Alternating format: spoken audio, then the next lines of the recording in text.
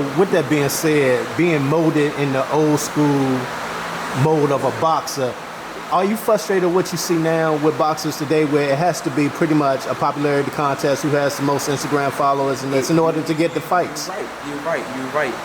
And it's sad because it makes an individual become submissive to a certain degree because you're settling for less.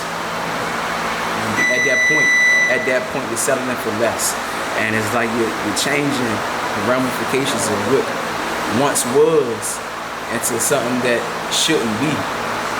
And by that being the case, you got some people that secretive. You got some people that just simply do this for the love of the sport. You got some people that just do this because they got to.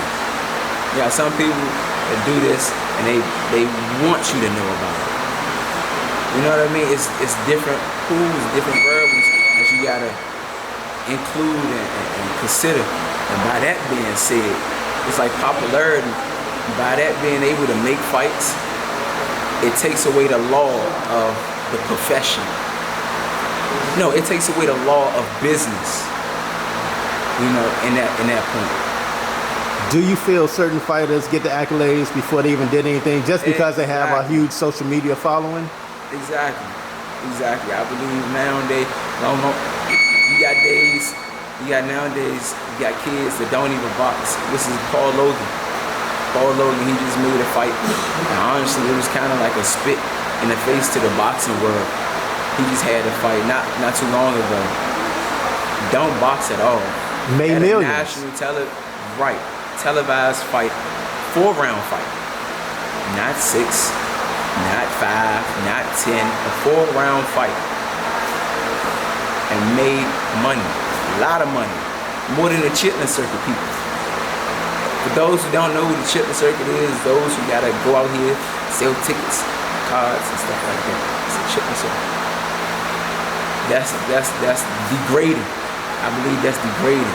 I believe the sport was a sport that was inspiring because it showed a level of physical intelligence. It showed a high level of physical intelligence. During the time we had Great Depressions and stuff like that, dealing with the races and the nationalities and stuff like that. They had track runners and they was doing things with different type of passion brought behind why they did what they did. Now, boxing, like I said, only thing in life that's constant is change. The only thing in life that's constant is change. Excuse my list. But you gotta realize that and don't forget that, because boxing came through a change due to time when we had an era of great fighters that did what they did for a different reason. And now you got nowadays people just lying, they pretending, they hiding, and they just trying to work an under-table deal, just to get put on TV. And they spitting on the sport. When the sport brought not only forth unity with cultures, with countries, with liberalizing like people. This sport did a lot of things for many people, and I believe that it stood for more than just what's happening now. It stood for more than that. You had the Black Power and stuff like that. When they won Olympics and stuff like that, they stood for something. They had different type of passion, something that fueled them, that drove them to do what they did. That was different. Right now, you got people just doing what they're doing just because. And like my oldest brother said before one of his interviews, you got some individuals, if you're blessed with melanin, you got talent, natural God-given talent, and you got now people hiding behind that talent, and they misleading people that need to be guided the right way. People that watch, they gonna watch. They're gonna imitate if it's good, if it's inspiring or attractive. They're gonna try to do the same in some form of fashion. But you got the wrong, suitable people that's in that position, and they getting there the wrong way. They getting there through some shortcut way. I don't believe that's honorable to me, especially not in this sport. Not in this sport. With that being said, what would you say to a young fighter who has that inspiration of going to the Olympics, knowing what happened to you, knowing what happened to a Floyd, knowing what happened to your brother? Man, stay tunnel vision and everything to hop on your way, fuck it the fuck up. Simple as that. And be smart, read, not just people but books. Because they go and slap contracts, they go and slap people in your face that look educated and sophisticated to throw you off, look past all that. Stay tunnel vision, say where my next opponent at, and make sure the check ready and the contract look right. If you want to cut straight to the point. You know, I got to ask you. You said one of the things in one of your recent interviews after your last fight, when people were bringing up Jaron Boots Ennis, right, that it was foolish to fight him at that particular time.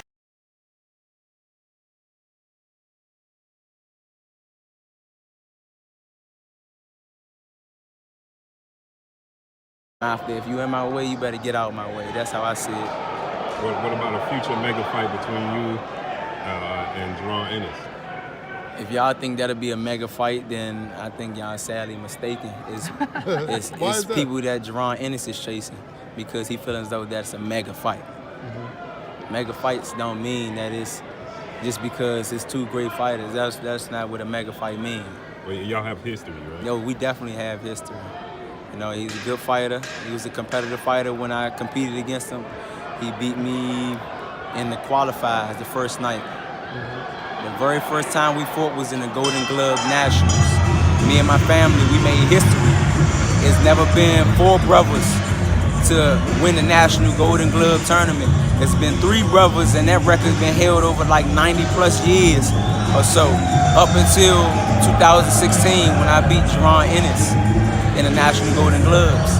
Then I saw him again in the qualifiers. He beat me the first night, but it was a double elimination.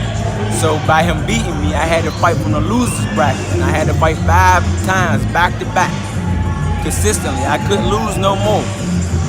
I fought all the way up to him again. I had to beat him twice, and that's just what I did. I beat him twice, so I got 3 wins over him, and he got 1 win over me. Like I said, I take my hat off to him.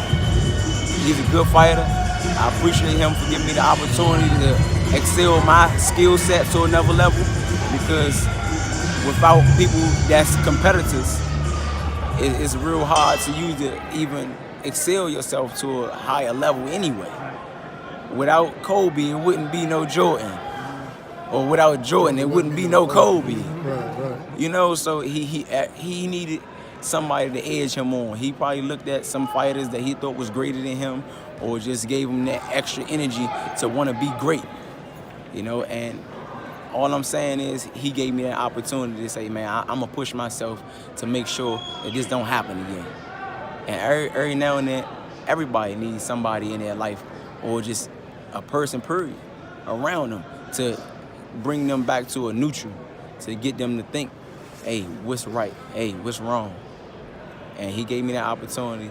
If you wanna get it in, we can get it in, but it definitely won't be for no chump change, and it definitely won't be soon in my career. And it's not because I'm afraid. That's never the fact or the case. It's because it's a foolish move.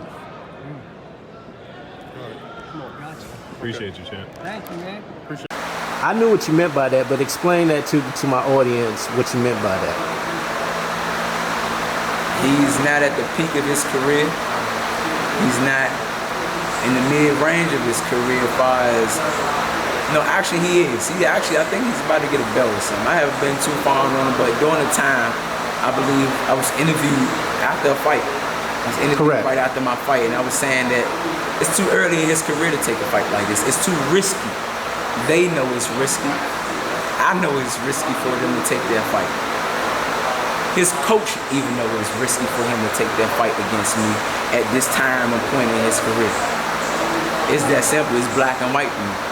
If you want to have an investment and you're looking at your athlete or your fighter from a coach's point of view, and you want to look at your fighter as an investment, you want to take the best route for him.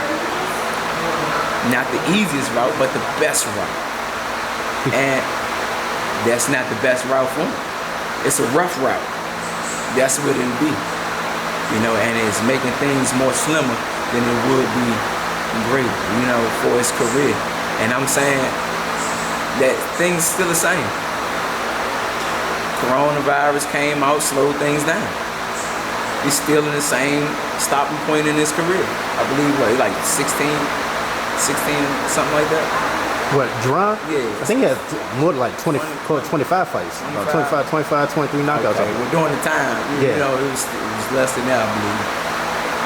I think what you meant by that, if you yeah. correct me if I'm wrong, that you see that more down the line when both of y'all have something where it can actually be a mega situation for pay-per-view type of money, not this early in your career. That is well, because I was also considering that because you had people buzzing about it like it was going to make some type of revenue.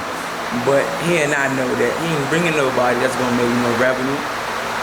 People ain't really going to do no live streaming or 20K or 100K, whatever the case may be, dealing with the revenue. They're not about to deal with that right now. You got Earl Spence, you got Gary Russell Jr., Mr. Gary Russell.